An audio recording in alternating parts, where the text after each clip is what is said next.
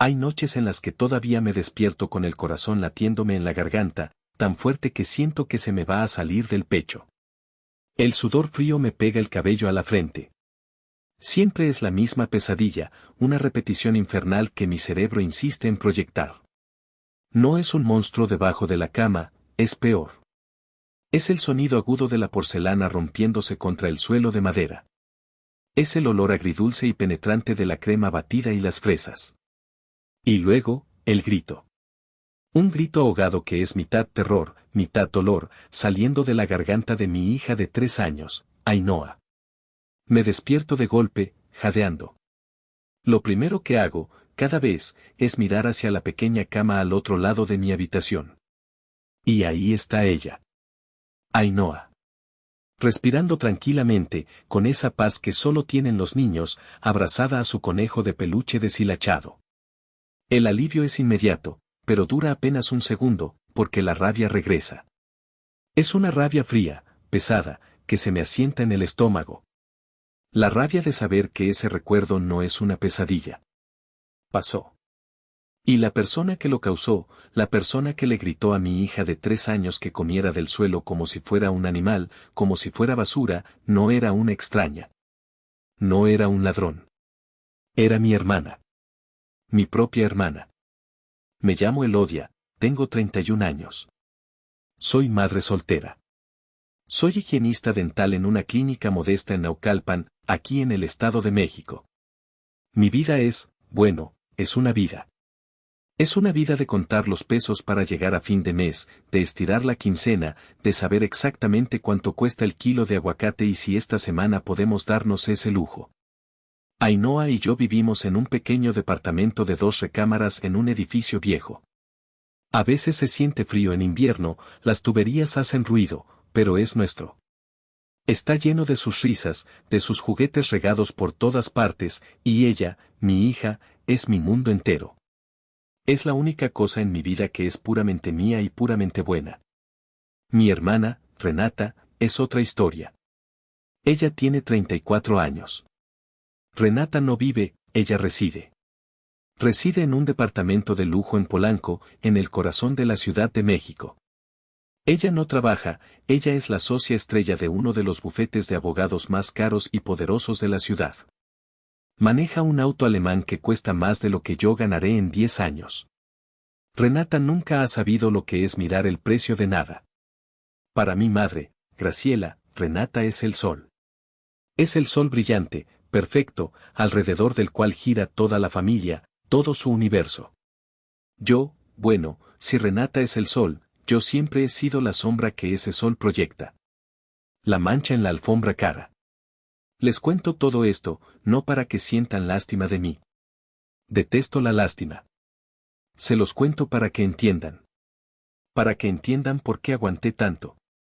¿Por qué seguí yendo a esas cenas familiares humillantes, año tras año? ¿Por qué me tragué mi orgullo, mi dignidad y mis lágrimas una y otra vez? Durante mucho tiempo, después de la muerte de mi padre, creí que era mi deber. Mi deber mantener unida a la familia, o lo que quedaba de ella. Papá fue el único que alguna vez me miró con verdadero orgullo, el único que celebró mis 10 de la primaria pública con la misma alegría que los de Renata de la escuela privada. Creí que mantenerlas en mi vida era una forma de honrar su memoria. Pero esa noche, esa maldita noche, mientras mi hija era humillada, mientras era agredida físicamente por su propia tía y defendida verbalmente por su propia abuela, entendí algo. Entendí que yo no estaba protegiendo a mi familia. Estaba protegiendo a los monstruos equivocados. La gente, la poca familia que todavía me dirige la palabra, me pregunta si me arrepiento. Si me arrepiento de haber presionado ese botón rojo en mi celular. Si me arrepiento de haber expuesto a mi propia sangre. Mi respuesta es siempre la misma, y la digo mirándolos a los ojos, me arrepiento, con toda el alma, de no haberlo hecho antes. Para entender la noche de la cena, la crueldad de esa noche, tienen que entender cómo crecimos. Mi madre, Graciela, siempre estuvo obsesionada con las apariencias. Con el qué dirán. Con el estatus social. Especialmente después de que papá murió y la situación económica, que él mantenía estable, empezó a apretarse. Renata, siendo la mayor, hermosa y brillante, se convirtió en su proyecto de vida. Su boleto de regreso a la élite. Y yo, bueno, yo era el daño colateral. La segunda hija, la que no era tan brillante, la que no era tan bonita, la que era, normal. Los recuerdos son tan claros que duelen. Recuerdo perfectamente la fiesta de 15 años de Renata. Mi madre tiró la casa por la ventana. Papá todavía vivía, pero ella manejó todo. Alquiló un salón en el club de banqueros, con candelabros y alfombras rojas. Contrató un banquete de 3 tiempos. El vestido de Renata costó, lo supe después, más de lo que ganábamos en 6 meses. Fue el evento social del año para sus amigas. Recuerdo a mi madre, radiante, saludando a gente que ni conocíamos, presumiendo a su princesa. 4 años después, cuando yo cumplí 15, papá ya había muerto. La excusa oficial fue que la economía estaba muy mal. La realidad era que yo no era Renata. Mi madre, Graciela, me llevó a un Vips a comer. Recuerdo que me dio un sobre. Dentro había 500 pesos. Ve al cine con una amiga, Elodia, me dijo, con esa sonrisa condescendiente. Tú eres más sencilla, a ti no te gustan esas cosas. No fue una pregunta. Fue una orden. No me dio opción a discutir, a decir que yo también soñaba con un vestido, aunque fuera uno rentado. Me tragué las lágrimas, le di un beso y fui a ver una película que ni siquiera recuerdo. Me gasté el dinero en libros, a escondidas. La brecha se hizo más grande, más profunda, con la universidad.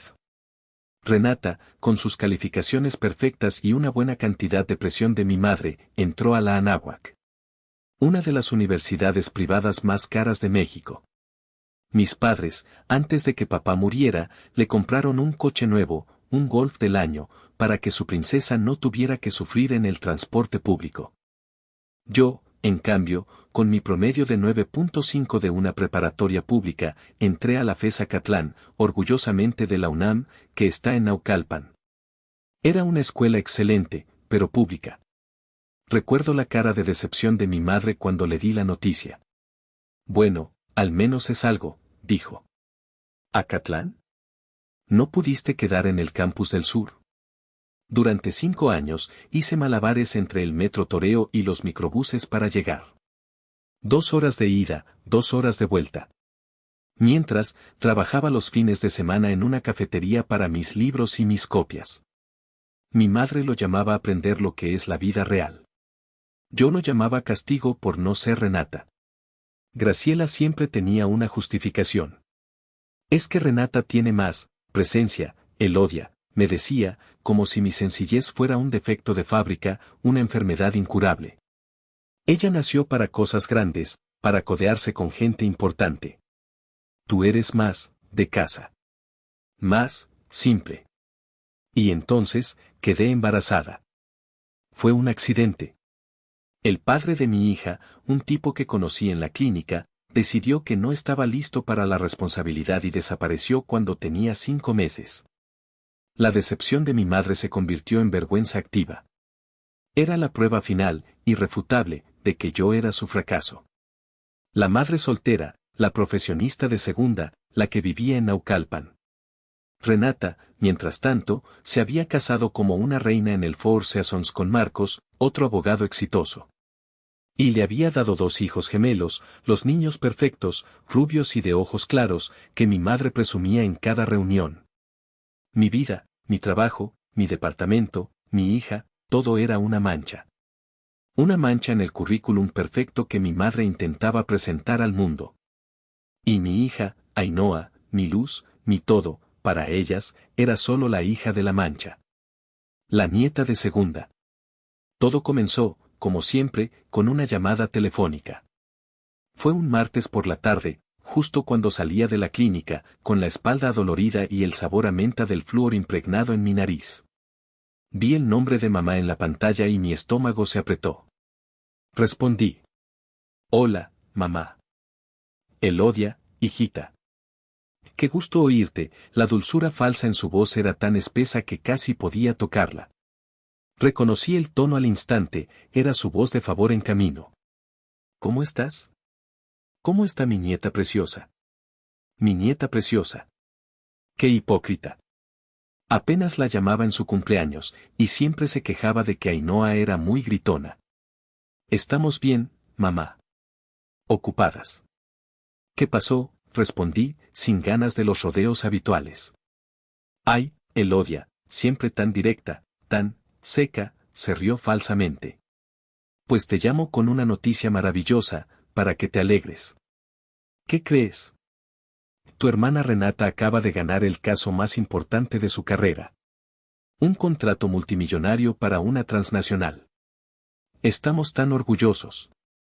El bufete le va a dar un bono que, bueno, ni te imaginas. Y va a ser socia principal antes de los 35, hijita. ¿Puedes creerlo? Tragué saliva. El sabor a Billy se mezcló con la menta. ¡Guau! ¡Qué bien, mamá! ¡Qué bueno por ella! Felicítala mucho de mi parte. No, no, no, dijo rápidamente, como si hubiera anticipado mi intento de escape. Quiero que la felicites en persona. Es muy importante para ella que estés. Vamos a hacer una cena este viernes. Algo íntimo, solo la familia. Aquí en la casa. La casa. El departamento de lujo en Polanco que Renata le había comprado a mi madre. Un lugar donde cada mueble costaba más que mi coche. Un lugar donde me sentía observada y juzgada desde que ponía un pie en el vestíbulo, donde la empleada doméstica me miraba con más desdén que el portero. Mamá, este viernes es imposible, supliqué, buscando una excusa rápida. Es fin de mes, la clínica está hasta el tope, tengo que cerrar reportes y Ainhoa. No empieces, Elodia, me cortó en seco. La dulzura desapareció como un interruptor. Tu hermana ha trabajado como una burra, día y noche, para esto. ¿Ni siquiera puedes venir a aplaudirle una noche? ¿Tanto te cuesta alegrarte por ella, de verdad? Además, te traje un regalito de mi último viaje, quiero dártelo. El regalito.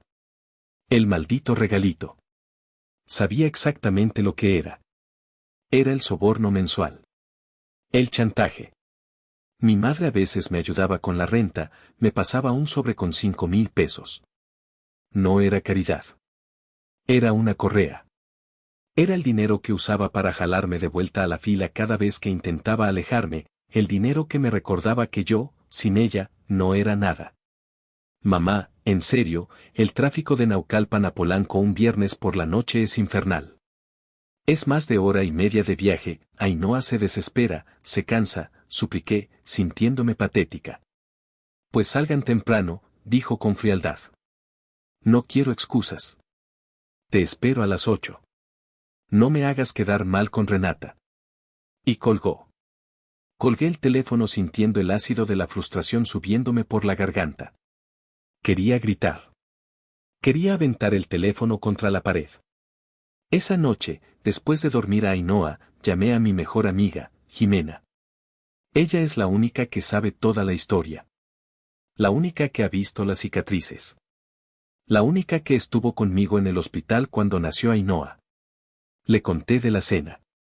Hubo un larguísimo silencio al otro lado de la línea. No vayas, Elodia, me dijo finalmente. Su voz era seria. No puedo, Jimena. Me va a cortar la ayuda de la renta y este mes estoy. Que te la corte, gritó. Vemos cómo le hacemos, nos apretamos el cinturón, pero no vayas. Esa familia tuya está podrida. No puedo, es la memoria de mi papá. Deja de usar a tu papá de excusa, me dijo, y supe que tenía razón. Está bien, ya vi que vas a ir. Eres una terca. Pero hazme un favor. Si vas a meterte a la jaula del tigre, por lo menos lleva un arma. Pon tu teléfono a grabar. Graba todo. Audio, video, lo que puedas. Por si acaso. Solo para protegerte. Me reí, pero la risa sonó hueca, nerviosa. ¿Grabar a mi propia familia? No manches, Jimena. No soy un espía. Es horrible. No es horrible, dijo su voz firme. Horrible es cómo te tratan. Horrible es como ignoran a Ainhoa. No eres una espía, Elodia. Eres una sobreviviente. Y tienes que proteger a esa niña. Hazlo. La idea me hizo sentir sucia. Culpable. Grabar una cena familiar. Era una locura. Pero mientras empacaba el vestido menos viejo que tenía, un vestido azul marino que había comprado en oferta hacía 2 años, una sensación de miedo, una premonición oscura, se instaló en el fondo de mi estómago. Y decidí hacerle caso. Guardé un pequeño cargador portátil en mi bolsa. Por si acaso. El viernes llegó como una sentencia. Salí de la clínica a las 5 en punto, corrí a la guardería por Ainhoa, nos metimos a bañar juntas en mi regadera que apenas echaba agua caliente, y nos cambiamos en tiempo récord. Ainhoa, en su inocencia, estaba emocionada. «¿Vamos a ver a la abuela?», preguntaba, mientras yo le peinaba sus chinos. «¿Y van a estar los primos?». «Sí, mi amor». «Vamos a ver a la abuela», le dije, tratando de sonreír. Le puse su vestidito favorito, uno de flores que le había comprado en el mercado. Ella todavía no entendía que para mi familia era una palabra feliz solo para algunos. El viaje fue exactamente el infierno que había predicho. 1:45. Atoradas. El periférico a las 6 de la tarde de un viernes es el 9º círculo del infierno de Dante. Mi viejo Tsuru, que rechinaba cada vez que metía el clutch, se sentía diminuto, un insecto asustado al lado de las camionetas de lujo, los BMW y los Mercedes que nos rodeaban, todos corriendo a sus vidas importantes. Ainhoa se durmió en su sillita, aburrida del tráfico, con la carita pegada al cristal. Yo solo podía apretar el volante, sintiendo como la ansiedad me subía por el cuello. Llegamos al edificio de mi madre a las 8:15. El lobby era todo mármol y cristal, silencioso y frío. El valet parking, un tipo con un uniforme impecable y cara de aburrido, me miró con lástima, casi con desprecio, cuando le entregué las llaves de mi coche. «Déjelo aquí enfrente, no más», le dije, para que no tuviera que maniobrar con mi carcacha. Sentí mis mejillas arder. Desperté a Ainhoa, la tomé en brazos y subimos. El departamento de mi madre, pagado por Renata, olía a dinero. Era una mezcla de perfume caro, algo como sándalo, y ese limpiador de pisos con olor a pino falso que solo venden en tiendas de lujo. La casa estaba llena. Resultó que la cena íntima incluía a varios de los amigos ricos de Renata, todos vestidos de negro, sosteniendo copas de vino tinto, riendo de cosas que seguramente yo no entendería. Mi hermana estaba en el centro de la sala, como un sol negro, radiante. Llevaba un vestido rojo, pegado, que probablemente costaba más que mi aguinaldo completo. Me vio entrar. Sus ojos me barrieron de arriba a abajo, juzgando mi vestido azul marino, mis zapatos bajos.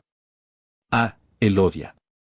Llegaste», dijo, sin moverse para saludarme. Ni siquiera una mirada para Ainhoa, que se escondía tímida detrás de mis piernas. «Felicidades, Renata. Lo del caso. Me contó mi mamá», dije, sintiéndome pequeña. «Gracias», sonrió, una sonrisa que no llegó a sus ojos. Y se giró para seguir hablando con un hombre trajeado que sostenía su copa como si fuera un arma. Mi madre, Graciela, se acercó, con su propia copa en la mano. Me dio un beso al aire, cuidando de no rozar mi mejilla con la suya. «¿Por qué tan tarde? La cena casi se sirve». Me pasó un sobre discretamente, apretándolo contra mi mano. «Tú, regalito», susurró. Sentí el bulto del dinero, 5,000 pesos, y quise vomitar. Era el precio de mi humillación. Los hijos gemelos de Renata, de 7 años, estaban en un rincón, cada uno con un iPad más caro que mi televisión. Ignoraron por completo a Ainhoa cuando ella, con su cochecito de juguete que traía en la mano, intentó acercárseles. «No molestes, niña», dijo uno de ellos sin levantar la vista. Me sentí invisible. Me sentí como un fantasma en mi propia familia. Consumida por la rabia y la humillación, recordé el consejo de Jimena. Mientras todos pasaban al comedor, fingí que iba al baño de visitas. Saqué mi teléfono. Saqué el cargador portátil. Me temblaban las manos. ¿De verdad iba a hacer esto? ¿Era una paranoica? Entonces pensé en Ainhoa, jugando sola en el rincón, ignorada. Pensé en los 15 años de humillaciones. Pensé en el sobre con dinero que me quemaba en el bolsillo. Sí. Lo iba a hacer. Fui al comedor. La mesa estaba puesta para 20 personas. Porcelana fina, copas de cristal, un ejército de cubiertos. Y en el centro, había un arreglo floral enorme, artificial y feo. Era el escondite perfecto. Desbloqueé el teléfono, abrí la cámara, presioné grabar video. Me aseguré de que el punto rojo estuviera parpadeando. Con un movimiento rápido, mientras fingía oler las flores de plástico, lo deslicé dentro del arreglo. La pequeña lente de la cámara asomaba entre dos hojas de plástico, apuntando directamente al asiento de Renata, en la cabecera, y al lugar de al lado, donde, para mi mala suerte, sentarían a Ainhoa y a mí. Mi corazón latía tan fuerte que estaba segura de que todos podían oírlo. Me senté. Comenzaba la función. La cena fue un monólogo. Un monumento al ego de mi hermana Renata. Nos sentamos, y durante la siguiente hora, fue el show de Renata. Todo lo que escuchamos fue mi éxito, mi equipo legal, mi bono millonario, mi estrategia fue impecable, mis próximas vacaciones en Europa, porque me lo merezco. Mi madre, Graciela, sentada a su derecha, la miraba con una adoración que partía el alma. ¡Qué bárbara, hijita! Eres brillante, decía cada 5 minutos, como una matraca. Siempre supe que llegarías lejos, no como otros. Esa última puya, por supuesto, iba dirigida a mí. Yo me dediqué a cortar la comida de Ainhoa. La cena era un filete complicado, un corte de carne caro bañado en una salsa que no podía identificar, obviamente muy de adulto. Ainhoa lo probó y arrugó la nariz. Tuve que pedirle a la empleada doméstica, con la voz más baja posible, que si por favor no le calentaba un poco de puré de papa o algo. Pude ver la mirada de fastidio de mi madre desde el otro lado de la mesa. ¿Cómo me atrevía a pedir algo tan vulgar como puré de papa en su cena elegante? Ainhoa, de 3 años, estaba inquieta. Estaba cansada, el viaje había sido largo, la silla era incómoda. Comió su puré de mala gana, pero sus ojitos curiosos no se perdían nada. Especialmente el postre. Aún no terminaban el plato fuerte algunos invitados, cuando a Renata le trajeron su postre. Algo especial para la festejada, dijo mi madre. Era un pastelito individual, una obra de arte con crema batida, chocolate y fresas frescas, de esas rojas y perfectas que parecen de plástico. Renata ni lo tocó. Estaba demasiado ocupada hablando por teléfono, segaramente cerrando otro trato millonario o planeando su dominación mundial. Se reía con esa risa falsa y aguda que usaba con la gente importante. Y entonces pasó. Sucedió en esa fracción de segundo que ahora repito en mi mente 1.000.000 de veces, en cámara lenta. Ainhoa, con la inocencia pura, absoluta, de una niña de 3 años que ve algo rojo, dulce y brillante, se estiró. Su manita regordeta, todavía con un poco de puré en los dedos, pasó por encima del plato vacío de mi madre y tomó una fresa del postre de Renata. Una sola fresa. El silencio que cayó en la mesa fue instantáneo. Fue un silencio pesado, denso. El mundo se detuvo. La cara de Renata, que estaba sonriendo por su llamada, se transformó. Fue algo aterrador de ver. Su sonrisa se borró, se congeló. Sus ojos se enfocaron en la mano de Ainhoa, en la fresa. Y su rostro fue reemplazado por una máscara de pura repulsión. De asco. Colgó el teléfono de golpe. El sonido del celular contra el cristal de la mesa hizo que todos saltaran. ¡Qué asco, niña mugrosa!, gritó. El grito fue tan fuerte, tan lleno de veneno, que Ainhoa se paralizó. Se quedó con la fresa a medio camino de su boca, sus ojitos abiertos de par en par, sin entender. Antes de que yo pudiera reaccionar, antes de que pudiera siquiera procesar el insulto, Renata hizo lo impensable. Tomó el plato. Un plato caro, de porcelana pesada. Y lo estrelló contra Ainhoa. No se lo aventó a la cara, fue peor. lo arrojó con tal fuerza que la porcelana golpeó a mi hija en el pecho. La crema, los trozos de pastel y el resto de las fresas explotaron sobre su vestido. Y la fuerza del impacto la derribó de su sillita elevadora. Ainhoa cayó al suelo. El llanto que salió de ella no fue un llanto normal. Fue un sonido que nunca olvidaré. Un sonido de terror puro, de dolor, de shock. Pero Renata no había terminado. El monstruo había salido. Mientras Ainhoa lloraba en el suelo, entre los restos de porcelana rota y postre, Renata se levantó de su silla. Su cara estaba roja, desencajada. Se acercó a mi hija, que temblaba en el piso. Y la tomó del cabello. «Ahí querías estar», le gritó, mientras la levantaba un palmo del suelo solo por su pelo. Ainhoa chilló, un chillido agudo que me rompió los tímpanos y el alma. Y entonces, con una fuerza que no sabía que tenía, la azotó contra el piso de madera. «Come del suelo, basura». Me quedé congelada. Fue solo un segundo, pero se sintió como una eternidad.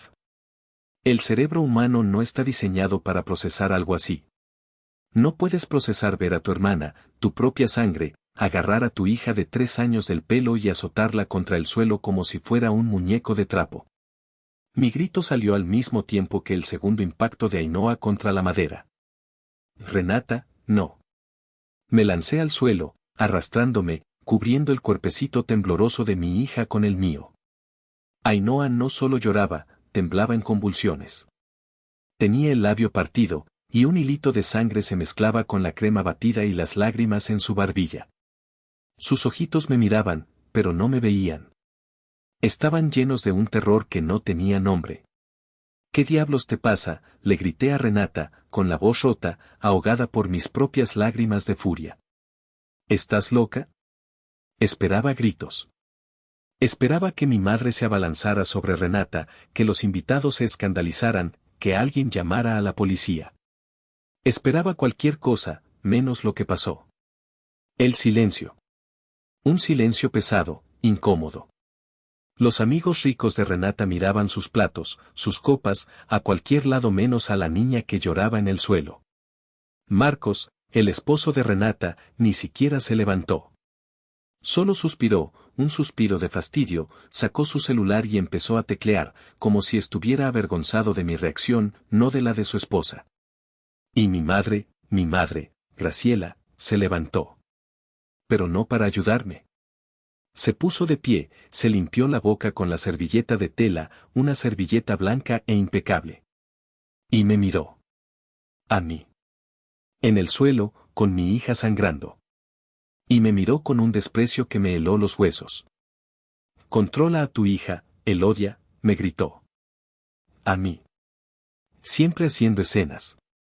¿No ves que vienes a arruinarle la noche a tu hermana? Siempre igual contigo. Renata está muy estresada por el trabajo, déjala en paz. Le acaba de pegar a mi hija, grité, sin poder creer lo que oía. La azotó contra el suelo. La llamó basura. Y tuvo razón, dijo mi madre. Su voz era fría, muerta. Esa niña necesita límites. Y tú necesitas enseñárselos. No puedes dejar que ande por la vida agarrando lo que no es suyo. Es de mala educación. Es, de Naucalpan. Tiene 3 años, sollocé. Era una fresa. Y ahora ya aprendió, sentenció Graciela, volviéndose a sentar. Sírvanme más vino, por favor, le dijo a la empleada. Me quedé ahí, en el suelo, con mi hija temblando en mis brazos, rodeada de los restos de un postre caro y de una familia podrida. Y lo entendí. Entendí que para ellos, mi hija, mi Ainhoa, valía menos que una fresa. Una rabia fría, una rabia que nunca había sentido, una rabia que sabía a metal, me inundó. Reemplazó el shock, el dolor, la tristeza. Era una rabia calculadora. Con Ainhoa en mis brazos, que ahora solo sollozaba en silencio, me levanté lentamente. Todos me miraban.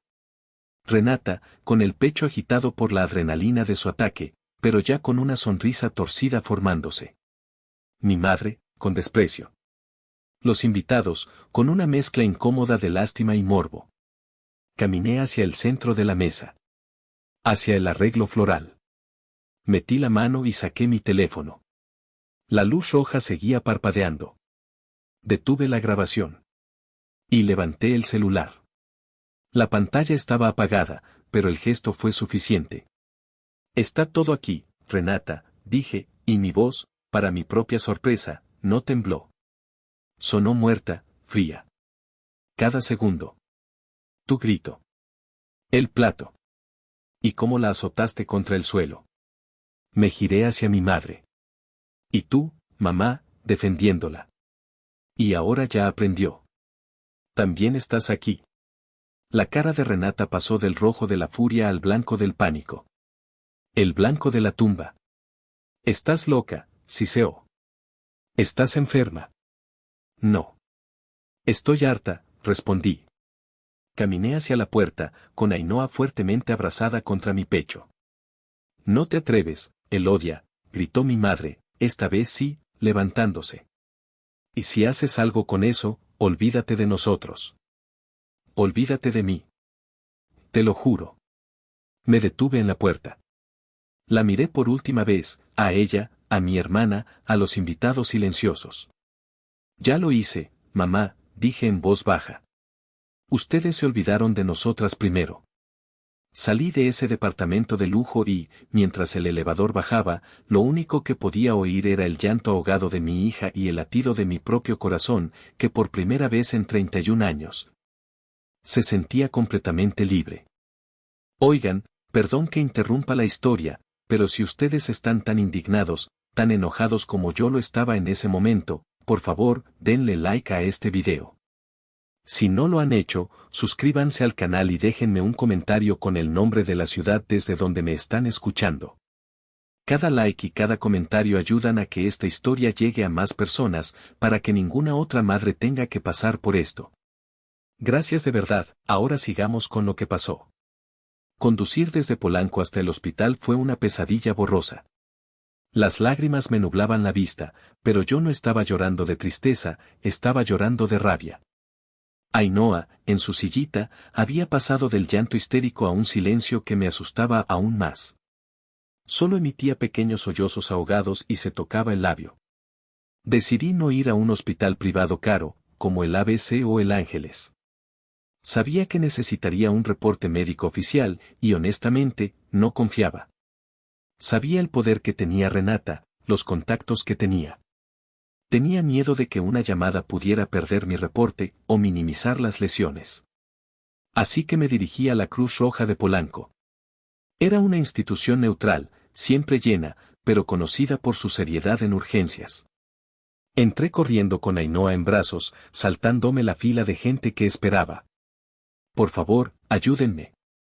Mi hija, se cayó, la agredieron, balbuceé a la enfermera de Trill. Nos pasaron a urgencias de inmediato. La doctora que nos atendió, una mujer joven pero con ojos cansados que lo habían visto todo, fue directa. ¿Qué pasó exactamente, señora? Y necesito la verdad, por favor. Esta contusión en el pecho no es de una caída simple de su propia altura. Tragué. La verdad. Mi hermana. Tuvimos una discusión. Ella le arrojó un plato. Un plato de porcelana. Y luego, la tomó del pelo y la golpeó contra el suelo. La cara de la doctora se endureció. Dejó sus instrumentos. Me miró fijamente. ¿Su hermana? ¿La tía de la niña? Asentí, sintiéndome avergonzada, como si fuera mi culpa. Muy bien, dijo la doctora, su voz ahora profesional, pero con un filo de acero. Voy a revisarla. Hizo bien en traerla. Y le adelanto, señora, va a tener que hacer una denuncia. Esto es abuso infantil. Y yo tengo que reportarlo. El diagnóstico fue peor de lo que pensé, contusión leve en el pecho por el impacto del plato. Un corte en el labio inferior que necesitaría 2 puntos de sutura. Y múltiples hematomas en el cuero cabelludo, pequeños puntos rojos donde Renata la había agarrado del pelo. Pero la doctora fue clara, las heridas físicas sanarán. El trauma psicológico es lo que me preocupa. Esta niña está en shock disociativo. Por eso no llora. Mientras le suturaban el labio, Ainhoa ni siquiera se quejó. Solo me miraba fijamente, con sus ojos enormes llenos de un terror que no entendía, pidiéndome una explicación que yo no podía darle. Salimos de ahí a las 2 de la mañana con un reporte médico detallado, firmado y sellado, y una receta de analgésicos. Dejé a Ainhoa dormida en el coche, le puse seguro a todas las puertas y, con el corazón en la mano, con el reporte médico y mi teléfono, hice lo que tenía que hacer. Conduje directamente a la agencia del Ministerio Público más cercana en la delegación Miguel Hidalgo. Estaba temblando, no de miedo, sino de una furia helada. El oficial de guardia, un hombre con bigote y cara de estar harto de la vida, me miró con fastidio desde atrás de su escritorio de metal. ¿Violencia familiar a esta hora, señora? ¿Se peleó con el marido? Peor, dije, y puse mi teléfono sobre el mostrador. Quiero denunciar a mi hermana por agresión y abuso a una menor. Mi hija de 3 años. Puso los ojos en blanco, listo para despacharme. Señora, las peleas de hermanas. No fue una pelea, lo interrumpí, y le di al play. Le mostré el video. El oficial, que segundos antes bostezaba, se enderezó en su silla. Su expresión cambió del aburrimiento a la sorpresa, y luego al horror. Vio el video completo, con el audio a todo volumen en la oficina vacía. Los gritos de Renata, qué asco, niña mugrosa, come del suelo, basura, resonaron en las paredes. Cuando el video terminó, el oficial me miró con ojos nuevos. Con respeto. Y con furia. Señora, dijo, con una voz mucho más respetuosa, esto no es una simple pelea familiar. Esto es un delito grave. Con este video, y el reporte médico, su hermana va a tener serios problemas. Esa noche se levantó el acta. Lesiones y violencia familiar. Por primera vez en mi vida, sentí que no estaba sola. Tenía pruebas. Tenía el video. Y tenía la ley, o eso creía, de mi lado. La mañana siguiente, la realidad me golpeó como un tren de carga. Llegué a mi departamento en Naucalpan con Ainhoa dormida en mis brazos casi al amanecer. No dormí. Me quedé sentada en el sofá, viendo cómo la luz gris de la ciudad entraba por la ventana, con el teléfono y el reporte médico en la mesa. Ainhoa despertó a las 10. Despertó llorando, confundida. Estaba asustada de su propia sombra. No quiso desayunar. Le ofrecí su cereal favorito, y negó con la cabeza. Entonces, tontamente, sin pensar, abrí el refrigerador y saqué el cartón de fresas. Mira, mi amor, fresas. El grito que soltó Ainhoa me heló la sangre. Se puso pálida, empezó a temblar y se escondió detrás del sofá, llorando. No, mami, no. Fresa no. Mala. Mi corazón se rompió en 1000 pedazos. Había lastimado a mi hija. Mi familia había roto a mi hija. Mi teléfono no había dejado de sonar desde las 7 de la mañana. Llamadas de mi madre, de números desconocidos, mensajes de texto. Las ignoré todas. Sabía que eran ellas. Pero a mediodía, sonó el intercomunicador. Entrega para la señora Elodia. Bajé. No era una entrega, era un mensajero. Un tipo con traje en una motocicleta, con un portafolios. Me entregó un sobre grueso, de esos de cartón, con el logotipo de un bufete de abogados que no era el de Renata, pero que olía a dinero y poder. Era el contraataque. Subí las escaleras, abrí el sobre con manos temblorosas. Renata no era tonta. Era una abogada brillante. Y ahora, era una abogada brillante, acorralada y peligrosa. El documento era una obra maestra de la crueldad legal. No era una disculpa. No era una oferta. Era una contrademanda. Me acusaba a mí, Elodia, de intento de extorsión. Alegaba que yo había montado la escena. Que había provocado deliberadamente a mi hija para que tomara la fresa. Que yo había inducido a mi hermana a un estado de estrés emocional con el único fin de grabarla y sacarle dinero. Pero eso no era lo peor. Renata, mi hermana, también solicitaba una orden de restricción en mi contra. Contra mí. Alegaba que yo era mentalmente inestable. Que mi vida como madre soltera desempleada, mentira, yo trabajaba, probaba mi incapacidad de mantener relaciones estables y mi desesperación financiera. Y que ella, Renata, temía por la seguridad de sus propios hijos, ya que yo era un peligro para ellos. Usaba mi dolor, mi vida, mi estatus de madre soltera, mi pobreza relativa, todo, como un arma en mi contra. Era una guerra sucia, y ella la estaba jugando para ganar, para destruirme. El documento terminaba con una exigencia, que yo entregara cualquier material grabado ilegalmente en las próximas 24 horas y me presentara a retirar mi denuncia. O ella procedería con cargos criminales por extorsión, cargos que, según el documento, podrían resultar en la pérdida de la custodia de su hija. Me senté en el suelo de mi sala. El papel se me resbaló de las manos. Me estaba amenazando con quitarme a Ainhoa. Por primera vez desde la noche anterior, lloré. Lloré de rabia, de impotencia, de miedo.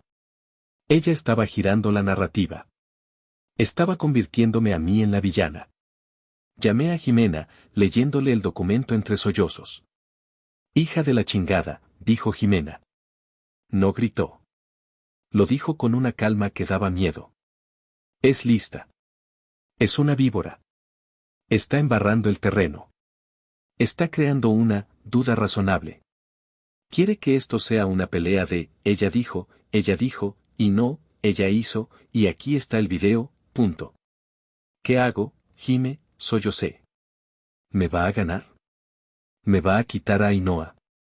No. No lo hará, dijo Jimena con firmeza. No mientras yo respire. Pero esto ya no es una pelea familiar. Esto es la guerra. Necesitas un abogado. Y lo necesitas ya. Apenas había colgado con Jimena cuando tocaron a mi puerta. No el intercomunicador, la puerta. Con golpes secos, fuertes. Alguien había entrado al edificio, alguien con llave o a quien le habían abierto. Mi corazón dio un vuelco. Me asomé por la mirilla. Era mi madre. Graciela. Mi instinto fue no abrir. Quedarme quieta. Fingir que no estaba. Pero golpeó, 1, 2, 3 veces, cada vez más fuerte. Elodia, sé que estás ahí. Te vi las luces prendidas anoche. Ábreme ahora mismo. Tenemos que hablar. Los vecinos iban a escuchar. La señora del 302 iba a salir a quejarse. Con el corazón en un puño, abrí la puerta. Mi madre entró como un huracán. Ni siquiera hola. Pasó de largo, sin saludar, sin preguntar por Ainhoa, que, gracias a Dios, se había escondido en su cuarto al oír los golpes. ¿Estás loca? Estás completamente loca, siseó, con los ojos inyectados en sangre. No se veía como mi madre. Se veía como una extraña. ¿Un ministerio público, Elodia? ¿Estás denunciando a tu propia hermana? Ella agredió a mi hija, mamá. ¿Viste lo que hizo? Fue un berrinche, gritó. Un mal momento. Le arruinaste la vida por un berrinche. ¿Sabes lo que está pasando? El bufete la suspendió esta mañana. Suspendida. A ella, a Renata. Marcos está furioso, no le contesta el teléfono. Todo por tu culpa. Por mi culpa, mi voz temblaba. ¿Tú viste lo que hizo? Y vi a una niña malcriada que necesitaba límites y a una madre histérica que quiere destruir a su hermana por envidia, escupió. La palabra envidia. Siempre la envidia. Era su respuesta para todo. Yo no estaba envidiosa de Renata. Estaba harta de ella. No estoy envidiosa, mamá. Estoy protegiendo a mi hija. Cosa que tú deberías haber hecho. Ese comentario la golpeó. Pero Graciela era una experta en manipulación. Cambió de táctica en un segundo. Su rostro se suavizó falsamente. Trató de tomar mis manos. Las aparté. Hijita, por favor, suplicó, y las lágrimas de cocodrilo aparecieron. Estás rompiendo la familia. Es lo único que nos queda. ¿Es eso lo que quieres? ¿Qué diría tu padre si te viera? Ese fue un golpe bajo. El golpe más bajo de todos. Usar a mi padre. Retira la denuncia, él odia, dijo, su voz ahora un susurro frío. Hazlo hoy mismo. Ya hablé con Renata. Está dispuesta a perdonarte. Si retiras la denuncia y borras ese estúpido video. Arreglaremos esto en casa. Como familia. ¿Perdonarme? Ella a mí, me reí sin ganas. No hay nada que arreglar, mamá. Renata necesita pagar por lo que hizo. La cara de mi madre se oscureció. La actriz desapareció. El monstruo regresó. Bien, dijo, yendo hacia la puerta. Se detuvo, su mano en la perilla. Si así lo quieres, perfecto. Pero atente a las consecuencias. Se volteó, y su mirada era de puro veneno. Ah, por cierto. No te molestes en esperar mi ayuda para la renta este mes. Ni el que viene. Ni nunca más. Olvídate de esos 5,000 pesos. Vamos a ver cómo le haces sola, tú y tú, orgullo. A ver cuánto te dura cuando no tengas ni para tragar. Y se fue. Dio un portazo que hizo temblar el marco. Me quedé sola. Con una demanda por extorsión. Sin el apoyo de mi madre. Y con 5,000 pesos menos para sobrevivir el mes. Me senté en el suelo. La duda, ese veneno que mi madre siempre sabía cómo inyectar, comenzó a filtrarse. ¿Estaba haciendo lo correcto? ¿Estaba siendo demasiado dramática? ¿Valía la pena perderlo todo? ¿Y si perdía mi trabajo por tener que ir a las audiencias? ¿Y si Renata, de alguna manera, con sus abogados caros y sus mentiras, ganaba? Casi cedí. Juro por Dios que casi tomo el teléfono para llamar al abogado de Renata y rendirme. Pero entonces, desde el cuarto, escuché un pequeño sollozo. Ainhoa. Mi bebé. Que lloraba en silencio en su cuarto, asustada por los gritos. La duda se evaporó. Y la rabia fría regresó, más fuerte que antes. No. No iba a ganar. Que se fuera al diablo mi madre. Que se fuera al diablo Renata. No me iban a quitar a mi hija. Jimena me consiguió una abogada. No una abogada de Polanco. Una abogada de verdad.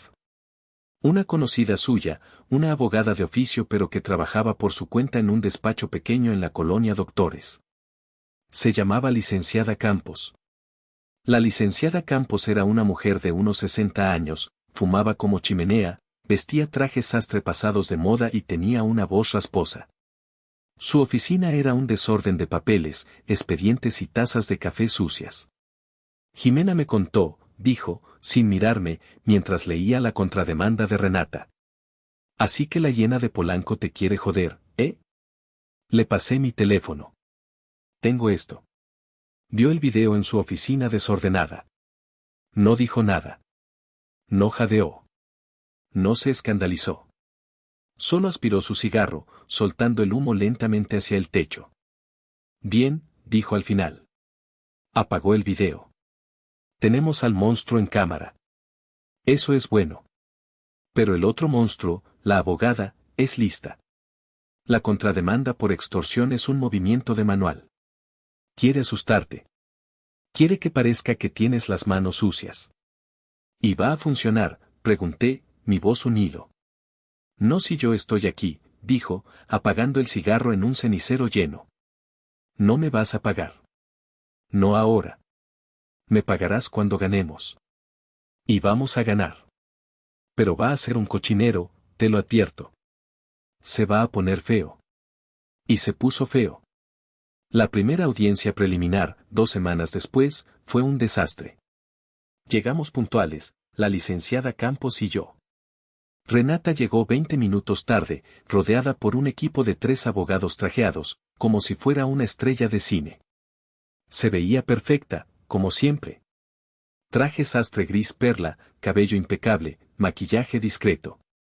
Parecía una víctima, no una agresora.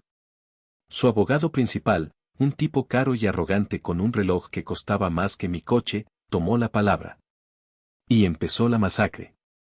Argumentó que el video era una grabación ilegal obtenida con dolo y que, por lo tanto, debía ser desestimada como prueba. Su señoría, dijo con voz pomposa, mi cliente, una mujer honorable, pilar de su comunidad, fue víctima de una trampa de su propia hermana, una persona con un historial documentado de inestabilidad y celos. ¿Historial documentado? ¿De qué hablaba? Entonces lo soltó. Presentó mis estados de cuenta bancarios.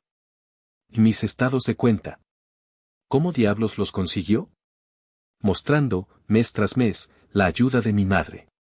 Como puede ver, su señoría, dijo el abogado, la acusadora ha estado extorsionando a la familia durante años.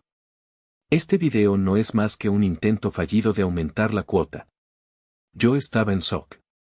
Eso es mentira. Era para la renta, grité. Silencio, golpeó el mazo el juez. La licenciada Campos protestó, pero el daño estaba hecho. El juez, un hombre de unos 50 años que parecía completamente intimidado por el bufete de Renata, frunció el ceño. Ni siquiera nos miró a nosotras. Ni siquiera miró el video. Dadas las circunstancias, dijo el juez, y las acusaciones cruzadas de violencia y extorsión, esto es más complejo de lo que parece. No voy a desestimar el video, todavía. Pero tampoco voy a emitir una orden de restricción contra la acusada. ¿Qué? Grité. Silencio. Vuelvo a advertirle, señora. Ordeno una evaluación psicológica completa, para ambas partes. Y para la menor. Quiero saber con qué tipo de dinámica familiar estamos lidiando antes de tomar una decisión. Salí del juzgado sintiendo que el mundo se me venía encima. No solo no había ganado, sino que ahora yo también estaba siendo investigada. Estaban tratando a Ainhoa, a mi hija de 3 años, a mi víctima, como si fuera parte de una dinámica y no una víctima real. Llamé a Jimena desde un teléfono público, llorando tan fuerte que apenas podía hablar. Perdí, Jime. Voy a perder. El sistema está hecho para que la gente como ella gane. Tienen demasiado dinero, demasiados contactos. Me están convirtiendo en la loca. Me mandaron al psicólogo. Quieren evaluar a Ainhoa. Cálmate, Elodia. Respira, dijo Jimena. No puedo. Voy a perder. Y cuando pierda, ella vendrá por mí. Y por Ainhoa. Toqué fondo. Había jugado según las reglas, y las reglas estaban amañadas. Esa noche, Jimena llegó a mi departamento. No tocó. Usó la llave que le había dado. Yo estaba en el sofá, envuelta en una cobija, viendo la televisión sin verla.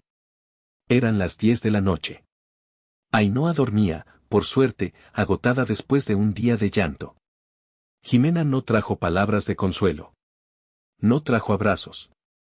Trajo una laptop que no era la suya y 2 cervezas. Bien, ya lloraste. Ya te diste cuenta de que el sistema apesta.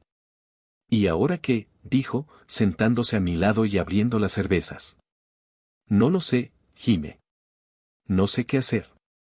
La licenciada Campos dice que apelemos, pero... ¿Apelar? ¿Para qué? Para que otro juez comprado nos diga lo mismo, me interrumpió. No, Elodia. Se acabó el jugar limpio. Abrió la laptop. A la mierda el sistema legal, dijo. Si la ley es lenta, ciega y corrupta, vamos a usar la única corte que funciona más rápido y es más cruel, la corte de la opinión pública. Levanté la vista. La cerveza a medio camino. ¿De qué hablas? Conozco a un tipo, dijo Jimena, tecleando rápido. Un periodista.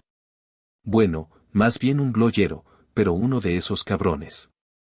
Trabaja para un medio digital de esos que no se tientan el corazón. Piensa en Sin embargo o algo así. Les encanta la carne fresca, especialmente si es de Polanco. Les fascina ver a los ricos caer. Mi corazón se aceleró. No. Jimena, no.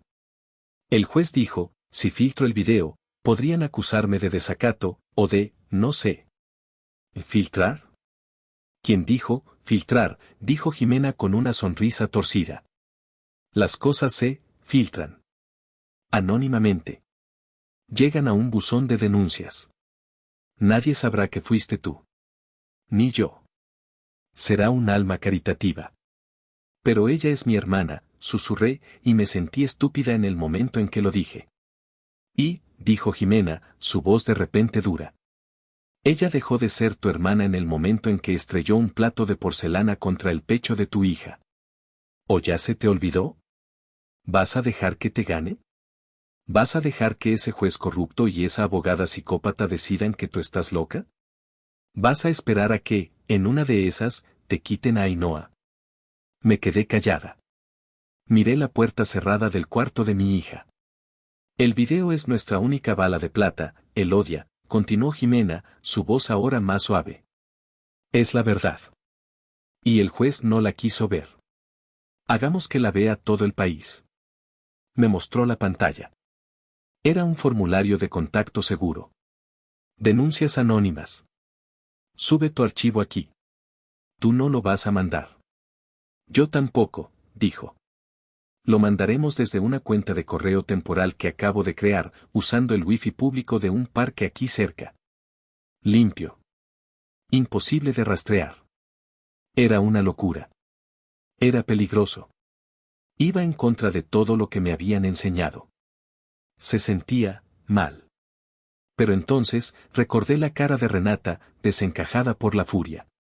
Recordé el sonido del golpe de mi hija contra la madera.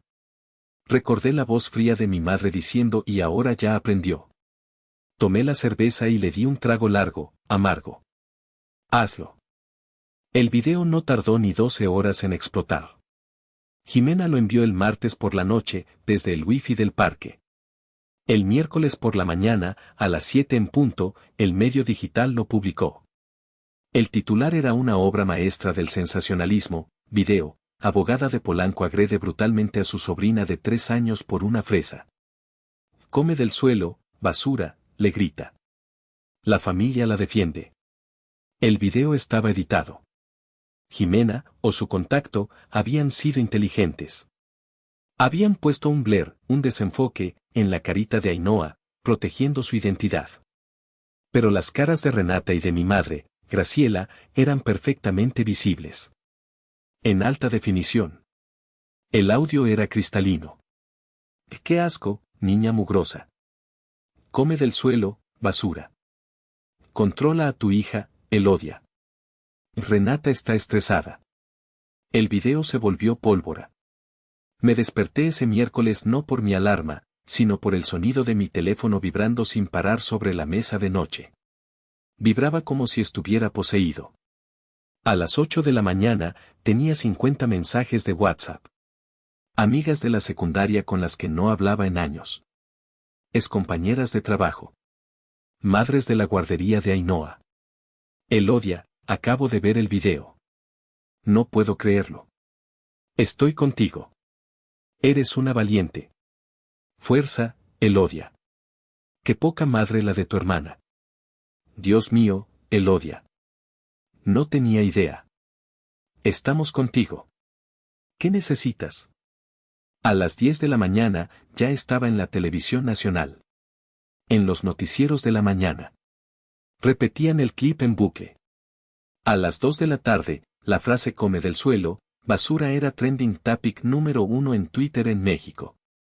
Almohadilla llena de Polanco era el número 2. Los justicieros de Internet, como los llamó Jimena, no tardaron en actuar. En menos de una hora, habían identificado a Renata. Habían encontrado el nombre de su bufete. Habían encontrado su LinkedIn, su Facebook, su Instagram, que rápidamente hizo privado. Habían encontrado las cuentas de Marcos, e incluso la de mi madre. Las redes sociales se inundaron de odio. Pero esta vez, el odio no era para mí.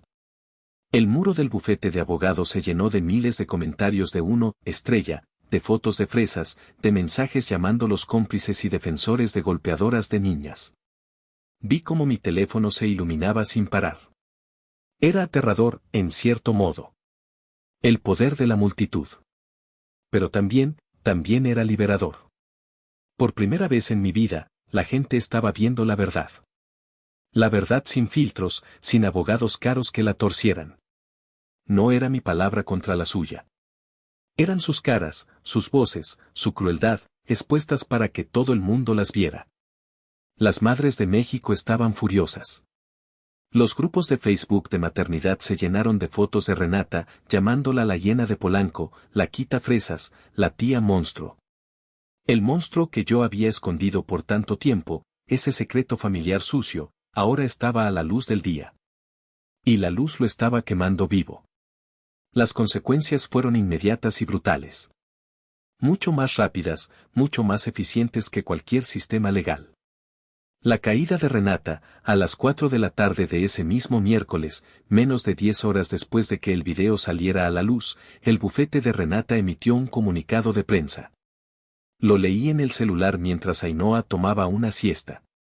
Nuestra firma, decía, repudia categóricamente cualquier forma de violencia, especialmente contra menores. Los valores exhibidos en el video que circula en redes sociales son opuestos a los de esta institución. La licenciada Renata ha sido despedida con efecto inmediato y se ha iniciado una investigación interna. Despido fulminante. Su carrera, esa carrera por la que mi madre la adoraba, esa carrera construida sobre la imagen de la perfección y la dureza, se disolvió en menos de 6 horas. La caída de Marcos, el esposo de Renata, el pasivo Marcos, el que miraba su celular mientras mi hija era agredida, demostró ser un cobarde de principio a fin. 2 días después, cuando su propio nombre empezó a ser manchado en las redes por cómplice, cuando las esposas de sus socios empezaron a presionar, su abogado, un bufete diferente, anunció públicamente su separación. Diferencias irreconciliables, alegó. Solicitó el divorcio y la custodia total de sus hijos, argumentando, irónicamente, que el video probaba que Renata era un ambiente nocivo para los niños. Vio el barco hundiéndose y fue la primera rata en saltar. La caída de Graciela, la caída de mi madre fue, quizás, la que más me sorprendió. Fue más silenciosa, pero igual de devastadora. El escarnio público la destruyó. Sus amigas de Polanco, esas con las que tanto le gustaba codearse y tomar el té, dejaron de contestarle el teléfono. Fue expulsada del club de lectura al que pertenecía. Los videos de ella gritándome, Renata está estresada, se convirtieron en memes. Era la abuela cómplice. Su estatus social, ese por el que había sacrificado a una de sus hijas, se evaporó.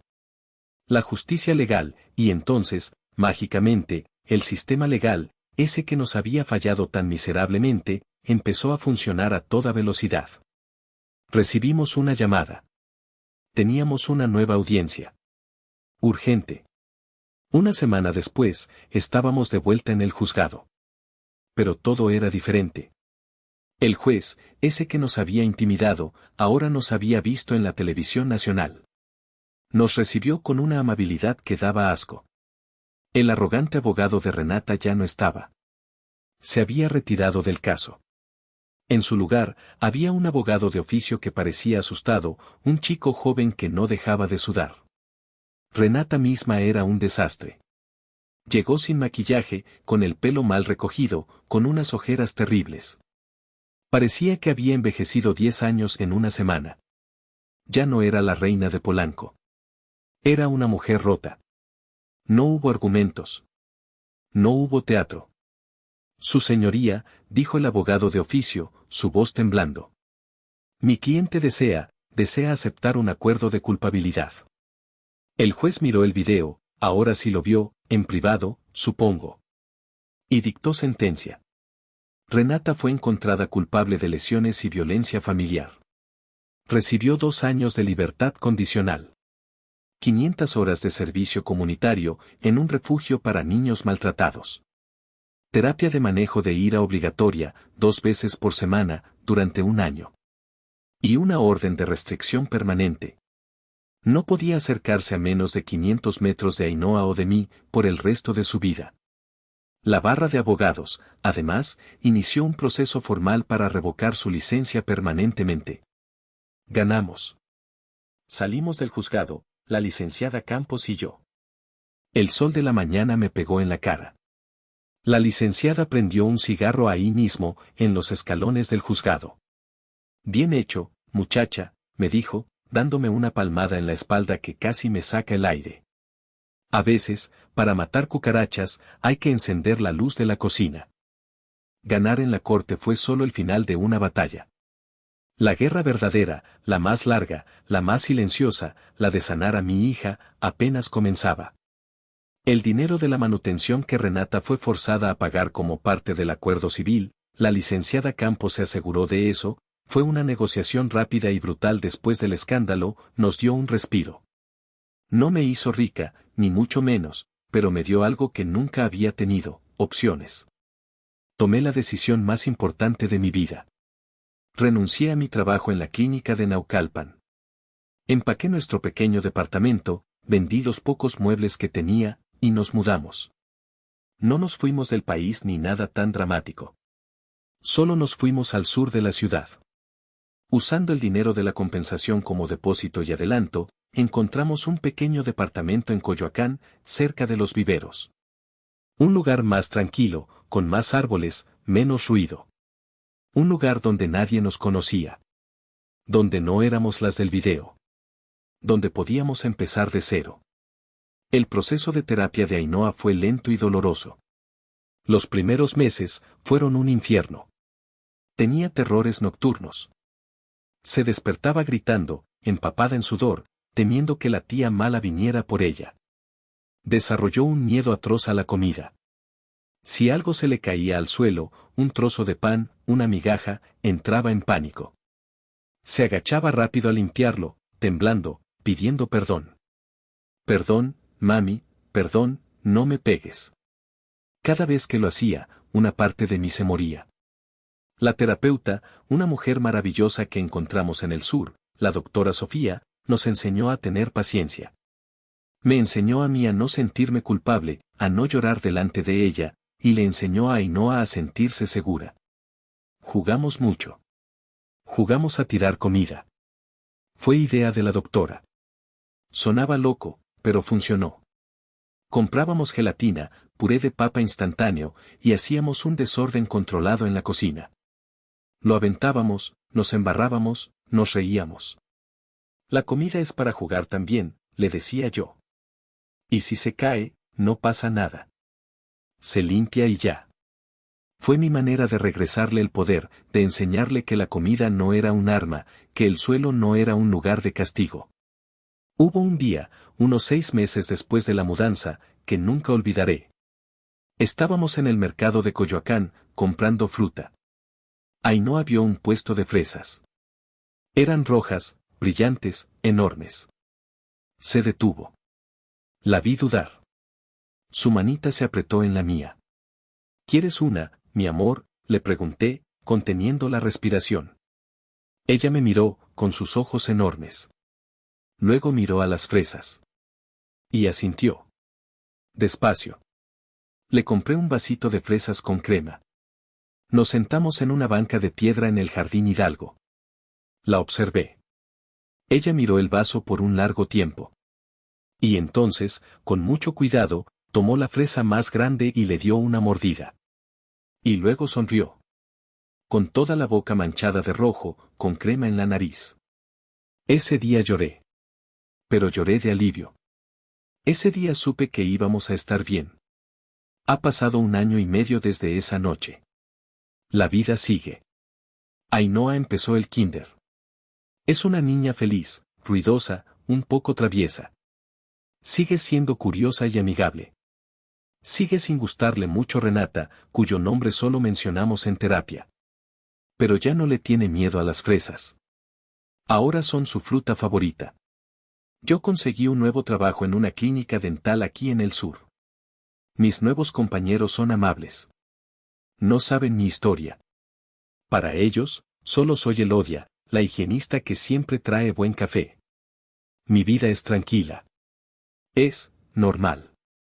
Y la normalidad se siente como un lujo increíble. Aprendí que la sangre no te hace familia.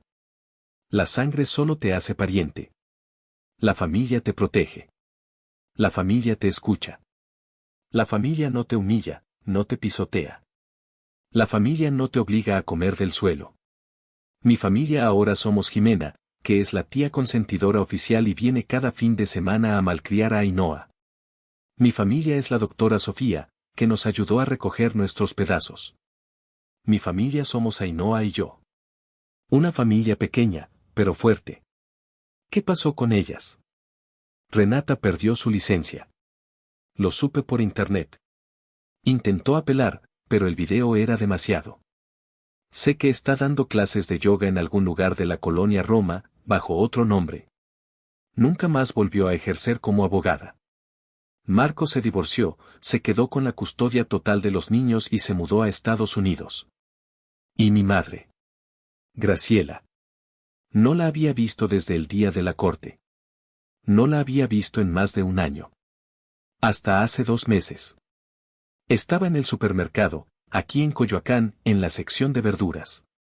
Y ahí estaba ella. Empujando un carrito. Casi no la reconozco. Se veía, vieja. No mayor, sino vieja. Demacrada. El tinte rubio de Polanco, impecable y caro, había sido reemplazado por raíces grises de 3 centímetros. Ya no vestía de marca. Llevaba un pants gastado. Nuestros ojos se encontraron por encima de los aguacates. Ella me reconoció. Se paralizó. Y luego se acercó a mí, lentamente. Su carrito rechinaba. Elodia, dijo. Su voz era un susurro ronco, quebrado. Yo no dije nada. Solo la miré. Destruiste todo, dijo, y sus ojos se llenaron de lágrimas. Destruiste a tu hermana. Me destruiste a mí. Nuestra familia, la hiciste pedazos. La miré. La miré de verdad. Y por primera vez en mi vida, ya no sentí rabia. Ni dolor. Ni miedo. Solo sentí, lástima. No, mamá, le dije, y mi voz salió tranquila, firme. Yo no destruí nada. Ustedes lo destruyeron. Ustedes dos, esa noche, con sus propias manos. Lo rompieron todo, mucho antes de que yo llegara. Me acerqué un poco más, para que solo ella me oyera. Yo solo encendí la luz para que todos pudieran ver el desastre que ya habían hecho. Pagué mis aguacates y me fui a casa. Esa noche, mientras arropaba a Ainhoa en su cama, me hizo una pregunta. Mami, ¿por qué ya no vemos a la abuela Graciela? La abracé fuerte y le di un beso en su cabello que olía a champú de manzanilla. Porque a veces, mi amor, querer a alguien significa quererlo desde muy, muy lejos. Para que no nos lastimen. Hice lo correcto, ¿verdad? A veces, en la oscuridad de la noche, cuando el silencio es total, todavía dudo. Dudo si fui demasiado lejos, si debí ser más compasiva, si debí perdonar. ¿Ustedes qué hubieran hecho en mi lugar? Gracias por escuchar mi historia hasta el final. Si te ha conmovido, si te ha hecho enojar, o si simplemente quieres mostrar tu apoyo, por favor, dale like a este video y suscríbete al canal. Significa mucho para mí. Nos vemos en la próxima.